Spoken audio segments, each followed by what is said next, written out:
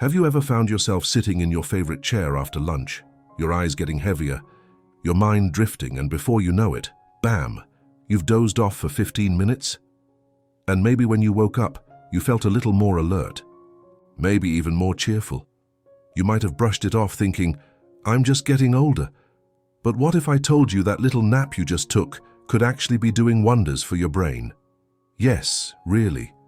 Today, we're talking about one of the most underrated health boosters out there, short naps. Not just any nap, but the kind that gives your brain a fresh breath of air. If you're over 60, this might just be the easiest and most enjoyable way to protect your memory, improve your focus, and feel more like you again. You see, aging brings its own set of challenges. Sometimes we forget names, misplace keys, or even walk into a room and wonder what we came in for. That's normal, but it doesn't mean we can't do something to support our brain's natural abilities. One of those simple tools? Napping smart. Let's talk about Daniel. Daniel is 68, retired for 5 years, and he used to power through his days, determined to stay productive. He'd drink coffee after lunch, watch the news, and push away that sleepy feeling. But over time, he noticed he was struggling to remember little details, appointments, old friends' names, even his grandkids' favorite games. His wife, Angela, started gently reminding him to slow down, maybe rest a bit in the afternoon. So Daniel tried something different. He started taking a short nap, just 20 minutes after lunch every day. That's it. Within 2 weeks, he told us he felt more alert during conversations, and he was recalling things faster. Even his mood improved. I don't feel as snappy or foggy anymore, he said. And you know what? Science supports Daniel's experience. Studies show that short naps, ideally between 10 to 30 minutes, can significantly improve memory consolidation. That means the things you learn, see, and experience throughout the day get stored more effectively in your brain. Think of your brain like a bookshelf. A nap is like the librarian coming in and putting everything neatly into place. Now meet Martha, 73, a retired teacher from Florida. She always believed naps were a sign of laziness. But after her sister had a minor stroke, Martha became serious about brain health. She read about a study from Harvard suggesting that short naps improved learning and memory. Skeptical but curious, she started setting an alarm for a 25-minute nap at 2 p.m. every day. At first it was hard. Her mind raced. She felt guilty for wasting time. But by the 3rd week, it became her favorite part of the day. Martha now swears by what she calls her daily reboot. She reads more, remembers birthdays, and says she even beats her granddaughter at word puzzles, something she hadn't done in years. So why does this work? When you nap, even briefly, your brain gets to reset. That midday fatigue, which many people chalk up to aging, is actually your body asking for a recharge. During a short nap, your brain clears out temporary clutter and strengthens the neural connections that help you retain information. It's like cleaning out the inbox of your mind. Here's another powerful benefit: mood regulation. You know those days when everything feels a little more irritating, even though nothing is really wrong? That's often mental fatigue talking. Angela, Daniel's wife, noticed this too. She wasn't sleeping well at night and found herself more irritable during the day. When she started taking a short nap after lunch, she felt lighter. I don't snap at Daniel anymore just because the remote went missing, she laughed. Even Peter, a 65-year-old former truck driver who used to scoff at the idea of napping, came around. He used to feel drowsy by late afternoon, and his energy would plummet by dinner time. Now, with a 15-minute nap around 1:30 p.m., he feels fully asleep for it to work. Just lying down in a quiet room, closing your eyes, and letting your mind rest can make a huge difference. Some people like playing soft instrumental music, while others prefer complete silence. Find what calms you. Now, of course, everyone's body is different. Not everyone will benefit from a nap in the same way. But if your afternoons feel sluggish, or you're noticing your memory slipping, why not try it? It's safe, natural, and free. You've spent a lifetime pushing through, working hard, being there for others. Maybe now it's time to give your brain a little something back. A short nap isn't a sign of weakness or slowing down. It's a smart tool to help you keep shining. And if people like Daniel, Angela, Martha, and Peter can turn their afternoons around with just a little rest, Maybe you can too. Now you might be wondering, all right, I'm willing to try this, but when is the best time to nap? And how do I avoid that groggy, foggy feeling afterward? That's a great question, and the timing truly matters. For most people over 60, the sweet spot for a short nap is between 1 p.m. and 3 p.m. That's when your natural circadian rhythm, the internal clock that runs your body, dips slightly, making it easier to fall into light rest without messing up your nighttime sleep. Take Peter, for example, the truck driver we mentioned earlier. He first started napping at random times during the day, like around 5 or 6 p.m., and found that he couldn't fall asleep at night anymore. But when he adjusted his nap time to just after lunch, around 1:30 p.m., everything changed. His nighttime sleep improved, and he woke up from his naps feeling refreshed, not sluggish. That small shift made all the difference. The length of the nap is just as important. Let's talk about Angela again, Daniel's wife. She experimented with longer naps at first, about 45 minutes to an hour, but she'd wake up feeling groggy and disoriented. Then she learned about something called sleep inertia. That's the period right after waking up from a deep sleep phase when your brain is still trying to catch up. Turns out it's best to keep naps short, between 10 to 30 minutes, to avoid slipping into deeper sleep stages. Angela tried setting a timer for 20 minutes. She'd get cozy in her favorite armchair, pull a light shawl over her legs and let herself drift off. Now she says that 20-minute nap feels like pressing a reset button on my brain. She's calmer, more focused, and even remembers to take her medications on time, something she often forgot before. Another wonderful story comes from Martha, the retired teacher. One day she shared that she had been struggling to finish crossword puzzles, something she once breezed through. Her daughter suggested she try solving one right after her nap. At first, Martha laughed it off, thinking it sounded silly, but she gave it a shot. To her surprise, she completed the entire crossword in record time that afternoon. She told us, "It felt like the fog had lifted, just enough to let her brain stretch out and breathe again." And that brings us to one of the most fascinating parts of this whole conversation, how napping affects focus and learning. Scientists have found that during short naps, our brains engage in something called synaptic homeostasis. Sounds technical, I know, but all it really means is that the brain trims down unnecessary information so it can focus better on what matters. Think of it like cleaning out a cluttered closet. You can find your favorite sweater faster when it's not buried under a pile of clothes. That's what happened to Daniel. After just a couple of weeks of consistent 20-minute naps, he said he was finishing his daily readings faster. He could actually remember what he read too. His focus improved not just during those moments, but across the rest of the day. It wasn't magic. It was rest. Deliberate, gentle rest. Let's also talk a little about emotions. Because when your brain is tired, it's not just your memory that suffers. Your mood takes a hit too. You become irritable, anxious, and sometimes even a little down. Angela admitted that she didn't realize how much her low energy was affecting her relationships. "I'd find myself snapping at Daniel or ignoring calls from friends," she shared. "It wasn't like me, but after adopting her afternoon nap routine, she noticed something beautiful. She started feeling lighter, more herself, more open to conversations, to laughter, to being in the moment. And science backs her up again. Short naps are shown to lower cortisol levels, the stress hormone, and boost serotonin, which helps regulate your mood. Then there's someone like Lena, 71, she wasn't as frightened anymore.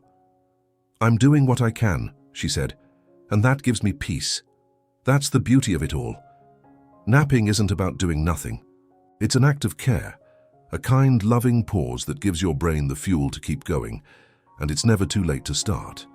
So how do you build a napping habit that actually sticks? Start by choosing a comfortable, quiet place in your home. Not your bed, if possible. You want your brain to associate your bed with nighttime sleep. Try an armchair, a sofa, or even a recliner near a window with natural light. Keep a light blanket nearby if your body tends to cool down while resting. Set a timer for 20 minutes. And most importantly, don't feel guilty for it. You've earned this rest. You've lived, worked, raised families, given so much of yourself.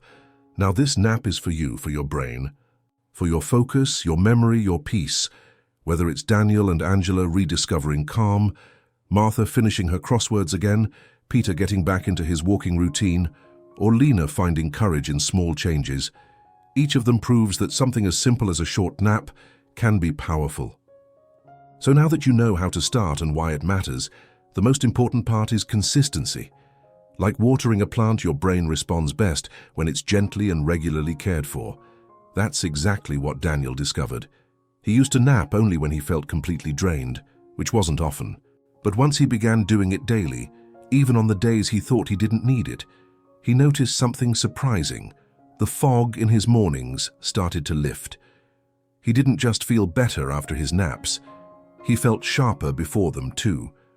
That's the beauty of habit. Your body and mind start to anticipate the care. Peter found that consistency helped him build trust in his own rhythm again. For years, he thought something was wrong with him for feeling tired every afternoon. But when he learned this is normal and even healthy, he stopped resisting it. I finally gave myself permission, he said, and it made me feel in control again. Angela, who once filled her afternoons with errands and phone calls, made a powerful shift. She started blocking out time for her nap, just like she used to schedule meetings or lunches. It became non-negotiable, she said, and surprisingly, I got more done. Her focus improved, her memory sharpened, and she said her brain felt quieter, less distracted. Her adult daughter even commented, "You seem more like yourself again, Mum." That phrase keeps coming up, more like yourself again, because aging doesn't mean disappearing. It doesn't mean becoming a foggy version of the person you once were. It just means your needs change, and honoring those needs is how you stay whole. Let's talk about another friend, Henry, who's 76 and lives alone. After his wife passed, he started experiencing difficulty sleeping through the night. Mornings felt long, afternoons felt lonely, and by evening, his head was heavy, and his heart even heavier. When he heard about napping for brain health, he thought, "Yes, well, I've got the time, why not?" So he tried it. At first, it was more emotional than physical. Just lying down for 20 minutes, eyes closed, in the quiet of his living room, gave him a kind of peace he hadn't felt in months. He said it became a moment of pause, not sleep, not distraction, just stillness, and that stillness helped his grief soften a little each day. His memory improved, too. He started reading again, something he hadn't done since his wife's passing. He even picked up his guitar after years, saying the nap helped him feel closer to himself. There's a reason I'm telling you all these stories, because sometimes the science isn't enough. You need to feel the truth of it in someone's experience. You need to hear that people just like you, your age, your pace, your life, have tried this and found something beautiful waiting for them. This isn't about chasing youth. It's about nourishing what's already here, a sharper mind, a calmer spirit, a memory that doesn't slip so often, a day that feels lighter. Martha, for instance, shared that she started remembering her dreams again. She hadn't had that kind of vivid recall in years. Her doctor explained that those short naps might be helping her brain reboot those memory circuits. She smiled and said, "It feels like my imagination came back." And let's not forget the ripple effect. When you're better rested, when your brain is sharper, the people around you notice. You're more present, more patient, more you.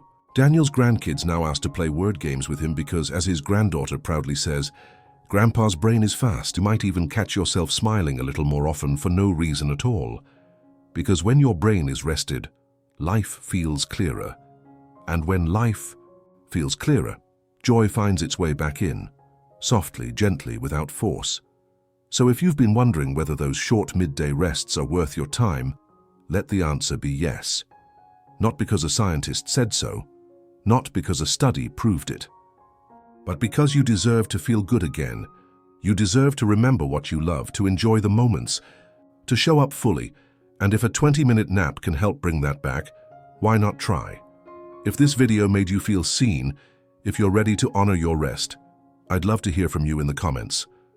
Share your story. Have you tried napping? Did it help you? Or are you just starting now? Let's learn from each other. You never know who might be inspired by your words, And if this helped, give it a thumbs up and subscribe to the channel. We've got more conversations like this coming. Simple truths that can change everything. Remember, you're not slowing down, you're tuning in. Here's to your mind, your peace, and your beautiful journey ahead. You're not alone, you're just getting started. You see, the more we listen to our bodies, the more they speak gently back to us. After 60, life doesn't slow down, it deepens. And when your mind feels cluttered or cloudy, sometimes all it truly needs is quiet. A short, kind pause. That small, simple nap in the early afternoon.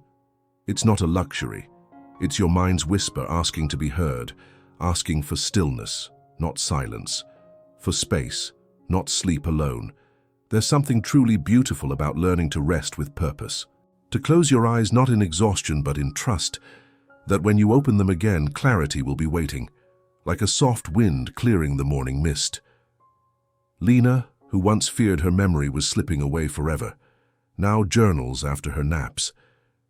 Just a few lines, a thought, a quote, a memory. They come back now, she says, and when they do, I hold them close like old friends. That's what rest does. It brings you back to yourself. Peter tells his walking group about his nap ritual. They chuckle, tease him, but some of them tried it too. I didn't believe you, Pete, one of them admitted. But after that nap, I could recall the name of my nephew's school after months of forgetting it. That one moment brought tears to his eyes. Angela now shares her napping habit with her sister, who used to be skeptical. She's not lazy, Angela tells her. It's a blessing we've been too busy to notice. Her sister, who used to push through tired afternoons with coffee and guilt, now finds peace in simply stepping away, lying down and letting go, and that's the word that keeps echoing in these stories. Peace, not perfection, not productivity, just peace.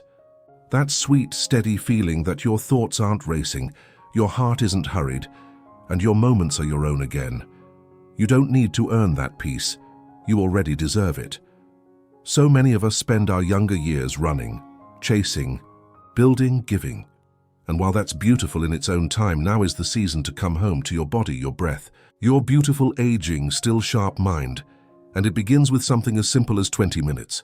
So go ahead. Find that corner where the light hits just right. Let your shoulders drop. Close your eyes. Let the day wait. You're doing something. Powerful for your brain, for your focus, for the life still unfolding in front of you. And if you think it's too late, let Daniel remind you. He didn't start until 67. And now, at 71, he says his mind has never been clearer.